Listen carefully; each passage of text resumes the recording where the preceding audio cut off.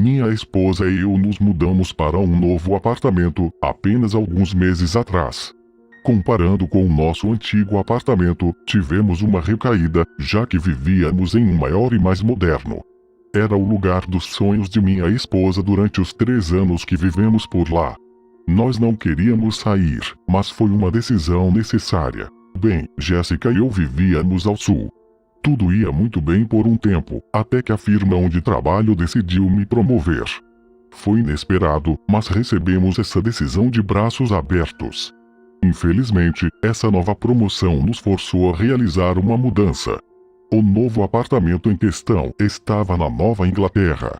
Nós discutimos muito sobre isso, e após uma longa e árdua conversa, Jéssica concordou com os termos. Era um lugar difícil de achar emprego. Até que Jéssica encontrasse um novo trabalho, nós iríamos sofrer. Pelo menos, era assim que ela via a situação. O norte era bem diferente da região sul. Apenas algumas semanas após a mudança, tensões começaram a surgir. Eu sabia que Jéssica estava bastante irritada. Ela sentia falta do antigo apartamento, dos velhos amigos e de seu trabalho. Ela não tinha absolutamente nada para fazer em seu tempo livre. Estava entediada. Isso gerou muitas brigas, e parecia que não voltaríamos mais a ter paz. Um mês depois, as coisas pareciam voltar ao normal. Ela encontrou um trabalho temporário em uma empresa de televisão local. Adorava o trabalho e não poderia estar mais feliz com seus novos amigos. Parecia que tudo ia bem. Não era um momento perfeito, mas estava tudo bem melhor que antes. Até que o soniloquismo apareceu. Ela tem esse distúrbio do sono, de conversar de repente durante a noite. Era de se esperar, mas honestamente, estou surpreso de que isso não aconteceu mais cedo. Toda vez que algo grande acontece em sua vida, seja ele bom ou ruim, esse distúrbio aparece. Aconteceu quando nos casamos, quando nos mudamos para nossa primeira casa, quando aconteceu o aborto espontâneo, que falarei mais adiante. Mas ela apenas conversa, não chega a se levantar da cama. Ela sabe disso, já que eu a avisava de tempos em tempos. Eu ria todas as manhãs, recordando das coisas que ela falava na noite anterior. Isso sempre a deixou desconfortável, por isso na primeira noite no nosso novo apartamento, eu não falei nada. Seu soniloquismo durou algumas semanas. Foi durante esse tempo que seu trabalho acabou. Sem esse trabalho, sua mente começou a ficar desocupada demais, e com isso as noites ficaram piores. Ela começou a gritar durante algumas noites, na qual eu fui forçado a acalmá-la. Uma vez, seu grito transformou-se em lágrimas. Enquanto ela chorava, ela falou algo em que eu jamais irei esquecer. Queria que estivesse morto, ela disse.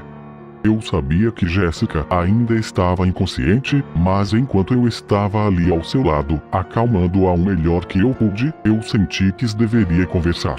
Quem você gostaria que estivesse morto, querida? Perguntei. Para a minha surpresa, ela respondeu. Você. Isso me pegou de surpresa. É estranho você querer seu marido morto, e mais estranho ainda é desejar isso enquanto você está dormindo. Por quê? Eu perguntei. Você está arruinando a minha vida. Ela disse. Fiquei abalado. Se elas foram apenas palavras quaisquer de uma mente cansada ou não, não importa. Pensei por um tempo se eu realmente estava arruinando a vida dela. Ou se pelo menos se a culpa era minha de ela estar tendo essas noites tenebrosas. Jéssica permaneceu quieta o resto da noite. Sei disso porque eu estava acordado. A preocupação tirou de mim uma noite que deveria ser calma. Eu não acreditei por um segundo que minha esposa me queria morto. Entre todos os episódios de gritos e de choro, esse foi o pior momento que já aconteceu. Na manhã seguinte, eu estava prestes a contar o que aconteceu. Mas fiquei pensando como que ela reagiria ou o que pensaria.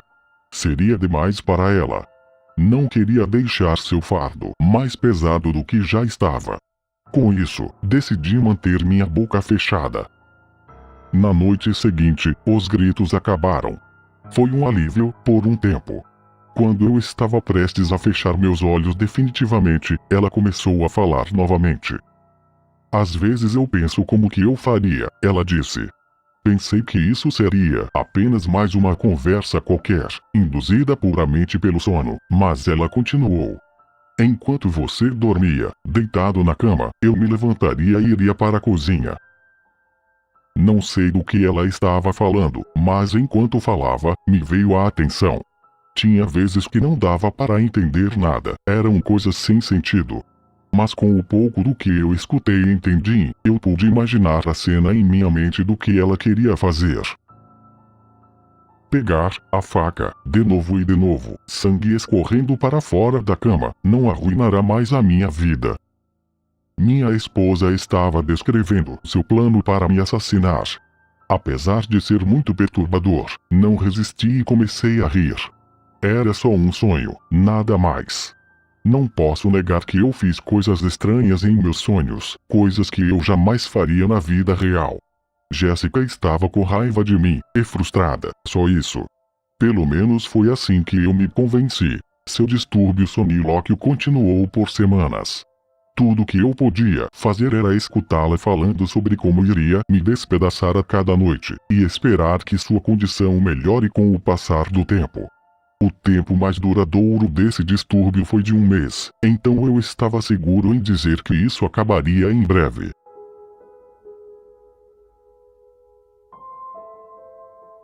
Um mês passou, depois 2. Jéssica não desistiu.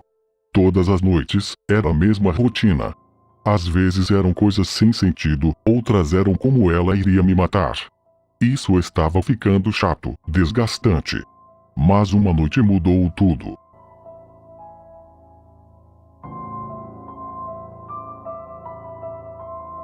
Enquanto dormia, ela disse algo que machucou profundamente o meu coração. Perdi o meu filho por causa de você. Minhas emoções desceram fundo para dentro do meu estômago. Dessa vez, eu tive que saber o que ela queria dizer com isso. O que você quer dizer? Eu perguntei. Tivemos um pequeno momento de silêncio. Até que ela falou novamente. Foi um pouco difícil de entender, algumas coisas incompreensíveis. Você queria filhos, colocou vida dentro de mim, agora estou sozinha, respondeu. Isso fez cair algumas lágrimas do meu rosto. Foi ideia minha tentar ter uma criança. Jéssica nunca quis, mas tentou por minha causa. Por isso que, depois do aborto espontâneo, me vi surpreso por ela estar emocionalmente devastada. Não fazia ideia do quanto ela havia se preparado para ter um bebê. Minhas lágrimas foram interrompidas por mais conversas, das piores possíveis. Vou te matar. Eu prometo. Ela falou.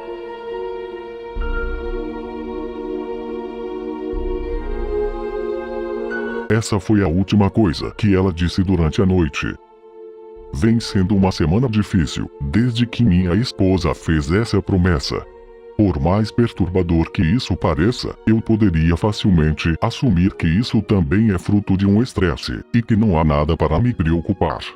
Infelizmente, eu não consigo parar de me preocupar. Jéssica está me assustando muito. Estou agora apenas cochilando e dormindo com um dos olhos abertos. Tudo isso por causa de uma única coisa. Agora, ela é sonâmbula.